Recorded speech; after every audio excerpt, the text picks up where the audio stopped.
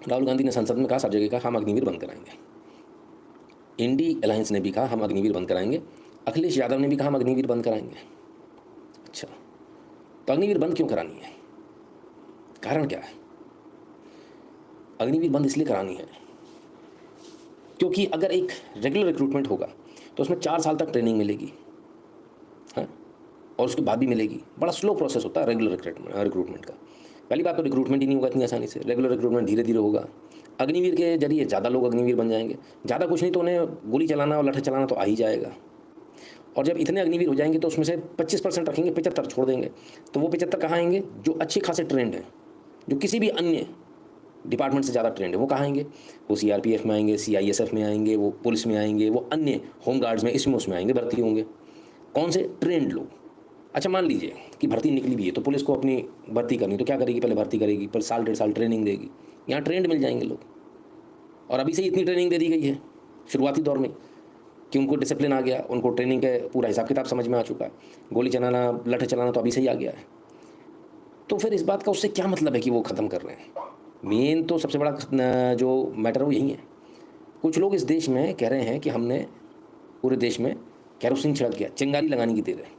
और आप ऐसे में अग्निवीर के नाम पर एकदम से बहुत सारे जवान पैदा कर दे रहे हो जो देश को संभाल लेंगे। हम तो चाहते ही नहीं ना देश संभले। इतना बड़ा देश है कि अगर इसमें कुछ हुआ तो उसको संभाल कोई नहीं पाएगा।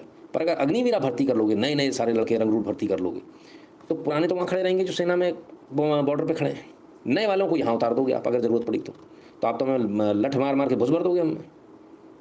अब मैं समझ रहा हूँ, अब मेरे को समझ में आ रही है। मतलब आप हमारे को गुंडागर्दी नहीं करने दोगे। और हम तो मशहूर है, बदनाम है। हमने तो जीतने के बाद पत्रकारों को बंधक बना लिया था। महिला पत्रकारों को उठा के हाथों से उठा के अंदर ले जाके हॉल में डाल दिया था, ताला लगा दिया था बाहर। तो रात में गैंगरेप की तैयारी थी, बच गए वो तो। हंगामा इतना हुआ कि सारे चैनल पे चला, हाय हमारी महिला पत्रकार चली गई, हमारी मतलब पत्रकार चली गई। तब जाकर जो है मुलायम सिंह यादव जी ने जो है छुड़वाया था। झांसी का केस है, पता कर लीजिएगा। याद है आप लोगों को? भूल गए? तो ऐसी परिस्थिति करनी कि अभी तो 99 सीटें आई हैं, खुदा ना खास्ता तब थोड़ी सी ज़्यादा आ जाती तब क्या होता? तो अग्निवीर उस समय काम आ जाएंगे। तो अग्निवीर उस समय काम ना आ पाए, इसलिए अग्निवीर योजना को बंद करना अखिलेश यादव जी को, इसलिए अग्निवीर योजना को बंद करना है राहुल गांधी को। क्लियर है? सारा झगड़ा यहाँ है। देश में कानून व्यवस्था नहीं होनी चाहिए, लॉ एंड ऑर्डर का जो है बिगड़ा रहना चाहिए। लॉ एंड ऑर्डर ना हो देश में। अगर वो होगा तो वो किसके जरिए होगा? अग्निवीर के जरिए। आप इंप्लीमेंट करा लोगे, हम इसे इंप्लीमेंट नहीं होने देना चाहते। झगड़ा सारा इतना सा है, बस समझ में आ गया? कुछ और बचा तो नहीं? क्या देश दोगे? अब राहुल गांधी को ही लीजिए, उनकी एक आदत बन गई है झूठ बोलना। या दरअसल राहुल गांधी इसलिए झूठ बोलते हैं क्योंकि उनको नरेंद्र मोदी को और इस सरकार को नीचा दिखाना है। जब नेता प्रतिपक्ष के तौर पर अपना पहला भाषण दिया था तो उसमें एक दो नहीं कि राहुल गांधी ने कुल मिलाकर 14 झूठ बोले। पूरे चुनाव में भी बहुत सारे झूठ बोले गए। उसमें एक बड़ा झूठ कि भारत में चुनाव नहीं होंगे, 2024 के चुनाव आखिरी चुनाव। फिर एक और झूठ आया कि नरेंद्र मोदी चुनाव जीतेंगे तो फिर संविधान को खत्म कर दिया जाएगा, आरक्षण खत्म हो जाएगा। कि सेना को लेकर के झूठ बोले क्या? लेकिन क्या भारत के किसी नेता को भारत की सेना को लेकर के एक के बाद एक झूठ पर झूठ, झूठ पर झूठ, झूठ पर झूठ फैलाने की अनुमति हम दे सकते हैं? सेना को लेकर भी हम झूठ बोलेंगे, पकड़े जाएंगे, फिर झूठ बोलेंगे, एक झूठ पकड़ा जाएगा, दूसरा झूठ बोलेंगे। ये सब कब तक चलेगा? राफेल को लेकर के ये झूठ फैलाया गया था कि राफेल में इसके सौदे में कई तरह की गड़बड़ियां हैं। एक बार नहीं, बार बार खंडन किए गए, बार बार जो इसको लेकर सच हुआ। मामला अदालतों में गया और अदालतों में भी यह बात साबित हो गई। देश की सर्वोच्च अदालत ने इसको क्लीन चिट दी। फ्रांस की सरकार ने इस पर अपनी भूमिका स्पष्ट करी, लेकिन उसके बावजूद 2019 के चुनाव में राफेल डील को लेकर यह कहा गया चौकीदार चोर है। शहीद अग्निवीर को लेकर के राहुल गांधी ने संसद में जो कुछ कहा था उस झूठ का पर्दाफाश हो गया है और उसको लेकर भारतीय सेना को आकर के अपनी बात स्पष्ट करनी पड़ी। छोटे से घर में अग्निवीर शहीद हुआ, लैंडमाइन ब्लास्ट में शहीद हुआ। मैं उसे शहीद कह रहा हूं, मगर हिंदुस्तान की सरकार उसे शहीद नहीं कहती। नरेंद्र मोदी उसे शहीद नहीं कहते हैं, नरेंद्र मोदी उसे अग्निवीर कहते हैं। उस घर को पेंशन नहीं मिलेगी, उस घर को कॉम्पनसेशन नहीं मिलेगी, शहीद का दर्जा नहीं मिलेगा। अग्निवीर यूज एंड थ्रो मजदूर। गलत बयानी करके सदन को गुमराह करते हैं। इस सुरक्षा के दौरान यदि हमारा कोई अग्निवीर का जवान शहीद होता है तो उसके 1 करोड़ रुपए की धनराशि सहायता के रूप में उसके परिवार को बताई जाती है। इस प्रकार की संसद में अपने भाषण में मैंने कहा, सत्य की रक्षा हर धर्म का फाउंडेशन है। जवाब में राजनाथ सिंह जी ने शिव जी की फोटो के सामने पूरे हिंदुस्तान को, देश की सेना को और अग्निवीरों को कॉम्पनसेशन के बारे में झूठ बोला। मैंने अपने भाषण में कहा था, मेरी बात मत सुनिए, उनकी बात की मत सुनिए, अग्निवीर के परिवारों की बात सुनिए। कोई सहूलत नहीं मिल रही ना। तो पहली बार देश में ऐसा हुआ कि भारत के एक नेता के बयान को लेकर सेना को स्पष्टीकरण देना पड़ा। सेना की तरफ से स्पष्टीकरण जारी किया गया कि अजय कुमार का पूरे सैन्य सम्मान के साथ अंतिम संस्कार किया गया और उनके परिवार को कुल देय राशि में से 98,39,00,000 रुपए का भुगतान किया जा चुका है और अग्निवीर योजना के जो अन्य प्रावधान है उसके तहत अभी 67 लाख रुपए का और जो है भुगतान किया जाना बाकी है। तो कुल जो सत्यापन के बाद जो शहीद बलिदानी जो अग्निवीर अजय कुमार है उनके परिवार को 1,67,00,000 रुपए मिलेंगे। भारतीय सेना ने अग्निवीर के जो अग्निवीर अजय कुमार है उनके परिवार को और उनके बलिदान को जो है नमन किया। तो ये सेना को इस तरह से इसको लेकर अपनी सफाई देनी पड़ी। और अब मैं आपको सुनाता हूं आज दोपहर को ये जो अग्निवीर अजय कुमार है उनके पिता से हमारे संवाददाता ने उनके घर में बात की। क्या कह रहे हैं उनके पिता, जरा सुनिए जरा।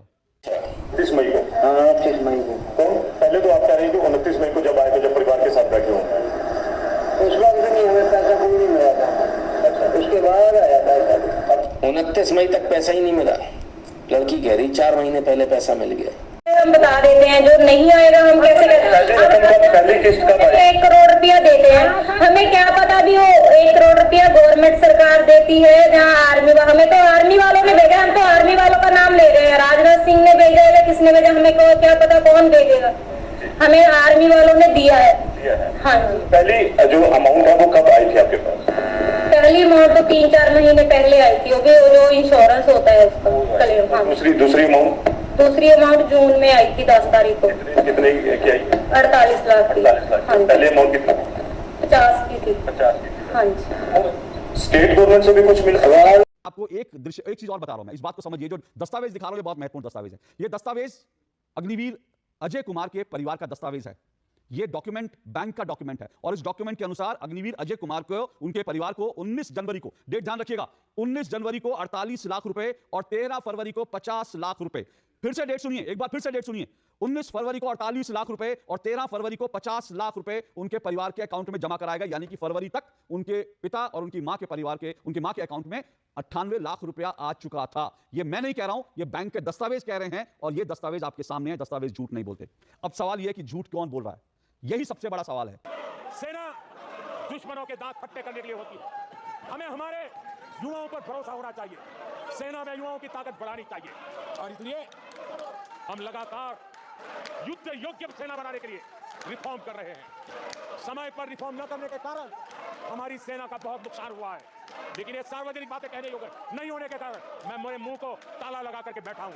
आदरणीय सभापति जी, देश की सुरक्षा एक गंभीर मसला होता है। ऐसे रिफॉर्म का उद्देश्य किसी भी परिस्थिति में, अब युद्ध के रूप बदल रहे हैं, संसाधन बदल रहे हैं, शस्त्र बदल रहे हैं, टेक्निक बदल रही है। ऐसे में हमें हमारी सेनाओं को उसी चुनौतियों के अनुरूप तैयार करना ये बहुत बड़ी जिम्मेवारी होती है, जिसको निभाने के लिए गालियां खा करके भी, झूठे आरोप सह करके भी मुंह पर ताला लगा करके हम काम कर रहे हैं।